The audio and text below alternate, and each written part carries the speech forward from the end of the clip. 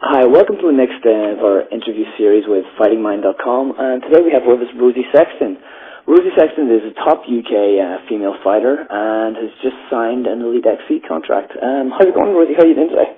Yeah, I'm good. Okay, tell us a little bit more about the Elite XC contract. What's been happening with it? How did that happen, and what are your thoughts on the company as a whole? It's quite recently.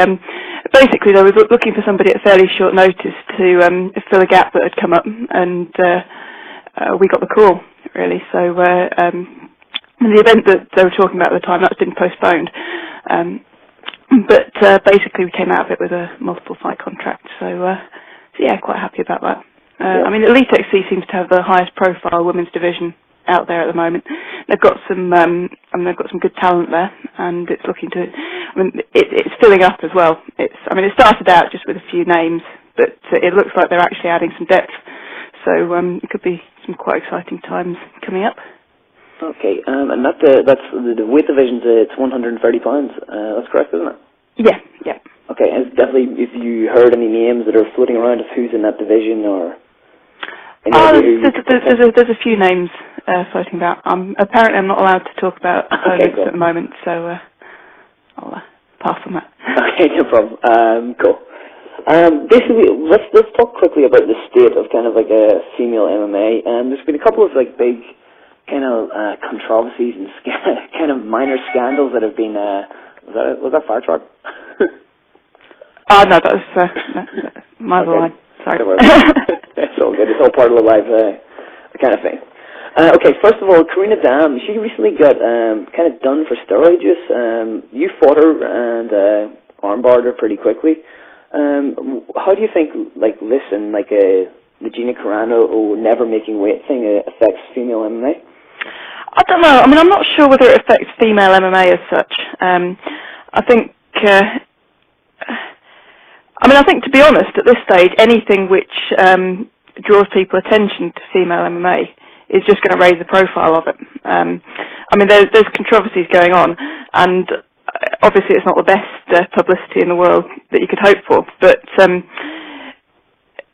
I think if you look at how what people are saying about female MMA on the forums and things at the moment, and how that's progressed from even a year, 2 years ago, I think there's a lot more people who know something about it and have an opinion on it and have something to say about it, rather than all people go, "Oh, women shouldn't fight," which was basically, if you went on Sherdog 2 years ago, look at any women's MMA topic, and it would be 80% full of people going, "Oh, women's MMA sucks, women shouldn't fight," whatever. You look at it now, you're looking at maybe 40%. So, that's definite improvement. And I think there's a lot more people who've seen some women's MMA and have been impressed with what they've seen. So I think the tide's turning, definitely. And you've got the controversies and things, and obviously they're going to have an impact. But I think what it does, to some extent, is it makes people think, "Oh, shit, women fight? Really?" And then they might go away and watch them, and when they actually see it, then they can form their own opinion rather than just going along with the herd. And I think that's when things start to change. It's basically one of the kind of biggest kind of advertisements for like the validity of female MMA was I think pretty much your performance during the Cage Warriors Night of Champions. Now, that was a card that had like guys like Jeff Monson, Antonio Silva. Like I was on it, and who was your opponent for that fight? That was Dana van den Hooven. Dana van den Hooven, yeah, and that was pretty much the best fight of the night. I know it kind of completely screwed my warm-up. Thank you very much. It was a great fight, and it was pretty much, and that was in a fight full of UFC veterans, like Mike Bisping was there, and that was a great fight for anyone who saw it, Thank you. Thank you. Yeah, it was a good fight. Let's move on to we're really under performance enhancement here, and you're actually are you studying to be an osteopath? Yeah, I'm just about to take my third year exams. So. Oh, that must be fun. Next weekend. Okay, and we're taking up your time. Right, so what is osteopathy, and has it helped you in any way with regards to training and kind of dealing with injuries and that sort of thing? I mean, osteopathy is basically hands-on manual therapy. It's similar to physiotherapy in a lot of ways. The emphasis is a bit different. Without going into a lot of detail, it's like I say, it's a difference of focus, really. But it focuses on sort of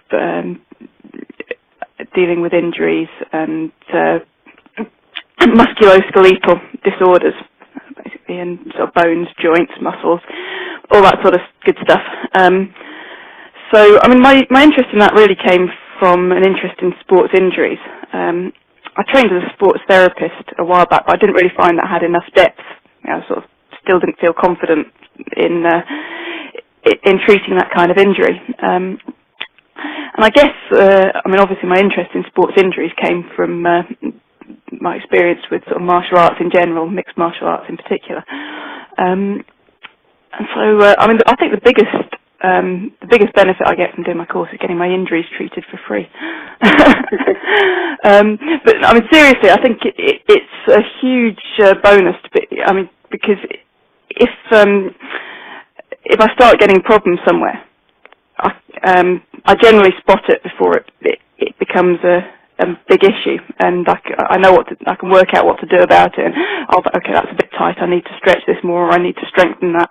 And I can deal with them while they're still like small niggles, rather than waiting till they develop into a fully fledged injury. And I mean, I think that's a definite plus, because I mean, every fighter gets injuries. I mean, however intelligently you train, I mean that's a big emphasis. Is you know, training in a way where you get maximum out for the wear and tear you're putting on your body. But even with that, then you're bound to end up with sort of the odd thing here and there, and knowing how to deal with that in a constructive way is a huge bonus. I mean that, and I think also the knowledge of the anatomy and physiology has been a big help.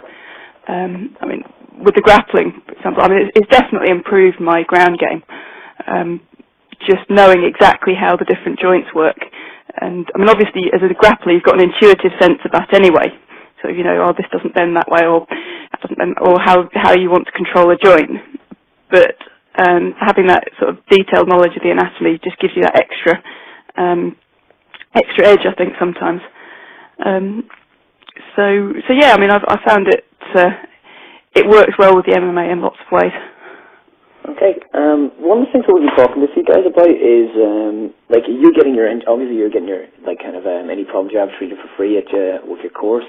But do you think stuff like foam rolling has benefit to guys who maybe can't afford to like have an osteopath or a really good sports therapist on hand?